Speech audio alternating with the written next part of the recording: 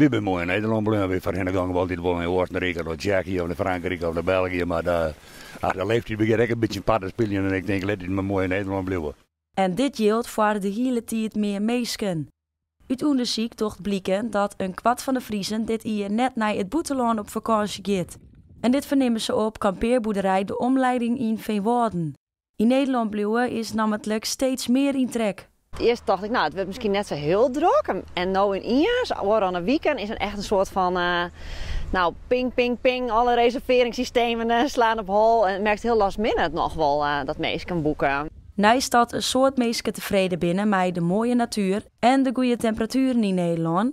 Is het voor genoeg mensen te duur om naar het buitenland te gaan. Ik ga dit hier net bij vakantie. Ja. Ik ben alleen dus, want als je zorgt wat voor je extra moet betalen, dan schrik je van de prijzen die je erbij moet betalen. Gewoon in Nederland. Want ik heb het mooiste fietsen, dus daar blijven we nog maar. We vinden het niet in Nederland gezellig genoeg en het weer is prima geweest. Dus waarom zou je naar het buitenland gaan? Ik wil mij een mooie cruise mee, maar dan mag ik bijna €1000 extra bijbetalen omdat ik al innig ben. Ik dat mensen gewoon heel wat afwachten van wat doen we en kunnen we het betalen.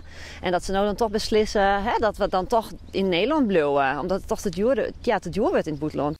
Net steende de drukte die het Anne-Marije Aast verwachtet, pakken ze het op de kampeerboerderij hetzelfde aan als vorige jaren. Het is gewoon drukker op kantoor nou, merk ik vooral. Daar ben ik gewoon heel veel bezig met boekingen en vragen van klanten. En daar gaat gewoon nou heel veel tijd in zitten. Maar ik denk als dat iedereen gewoon komt, dan draait gewoon die normale schema af.